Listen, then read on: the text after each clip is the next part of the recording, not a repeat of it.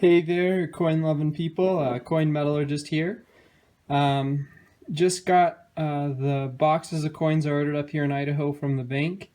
In addition to half dollars and nickels, got $1,000 in quarters here. So this is equivalent to the value of the one bag of quarters that I looked through previously up here. The only difference is that these ones, rather than coming back from customers, are coming to the bank from the company that packaged them or from the reserve bank. So hopefully we'll have a little bit different results from these boxes than we did the bag of quarters. And I'm looking forward to it. I will open these up and look through the quarters and probably finish the video after I'm completely done looking through them and let you know all of the cool stuff that we find inside these boxes. So I made a mistake, and I was about halfway through the first box of rolled quarters here before I remembered that I wanted to weigh each of the rolls and try to determine if I can figure out if there are silver coins in these rolls by their weight. So the idea is that the rolls that weighed the most would be most likely to have silver in them. So luckily, in that first half of that box, there weren't any silver, so I didn't mess it up. So I went ahead and I weighed the rest of the rolls in that box and all of the rolls in the second box. And these 8 rolls are the ones that weighed the most. These 3 were tied at about 227 grams. These 3, 227.1. This one was 272, and this one 275. So this roll's the most likely to have silver in it, and then this one. And that's based off the silver coin still having its initial weight, which is greater than the weight of the copper nickel quarters. So I'm going to go ahead and open up these two on video to see if we have silver in these ones.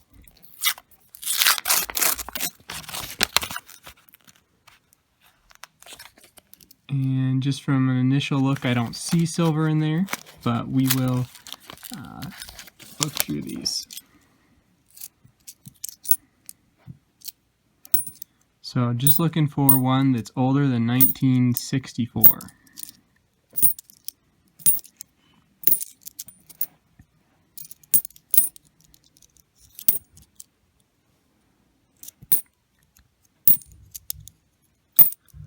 Haven't seen one yet.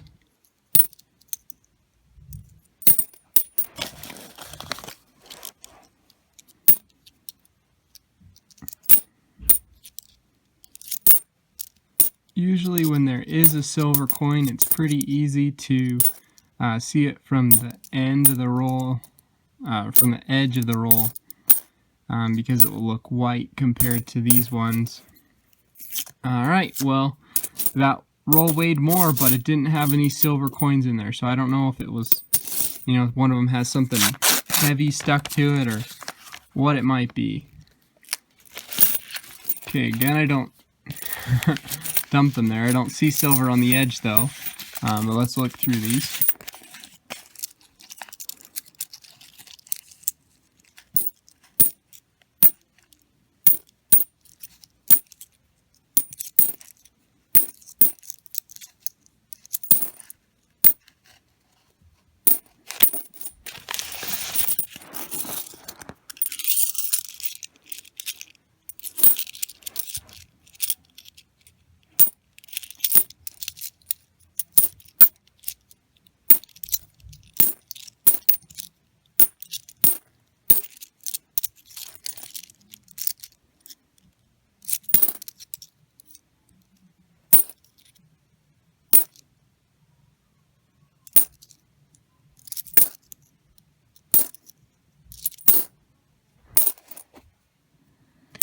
Okay, so those 2 rolls that were heavier, we just looked through and they didn't have any silver coins in there.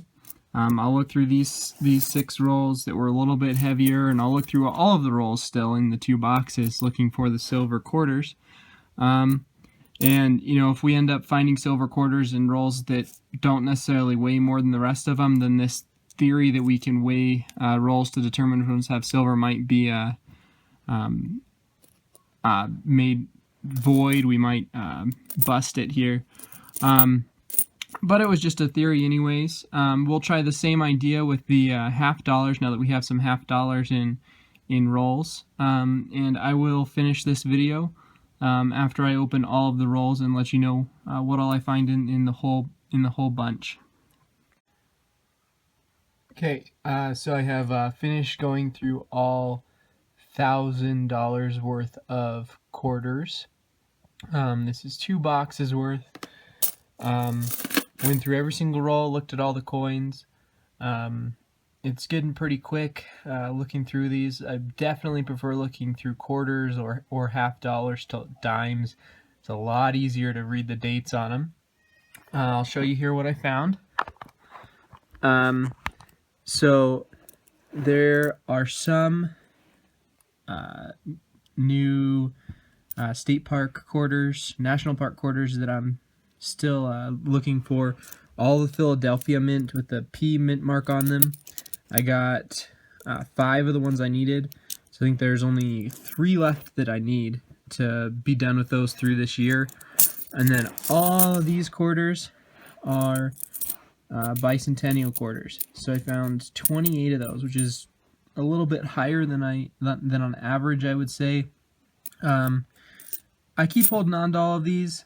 You think 28, $7 in bicentennial quarters right here.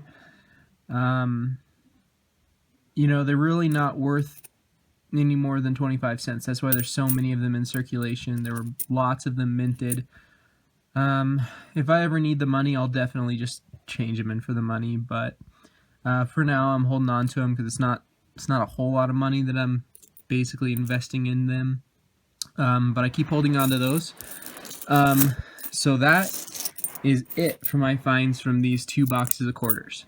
So overall with the quarters, I've looked at $1,400 in quarters from rolls that I got in Denver. I looked at $1,000 in quarters from a bag up here in Idaho, and I looked at $1,000 of quarters from 2 boxes up here in Idaho. And from that $3,400 in quarters in 2 different locations, I have still not found a single silver quarter in them. I have seen dimes and quarters come out of circulation. I know that it's possible, but what I've seen with doing this experiment is just that it's not very common. And that really doesn't surprise me. It's been 50 years plus since there have been silver dollars produced. And in those 50 years, how many people have gotten each and every one of those silver quarters in their circulation and have taken them out? Even someone that doesn't know a whole lot about coins may recognize that it's a silver coin and take it out. And it's just very rare to still be finding silver coins in circulation today.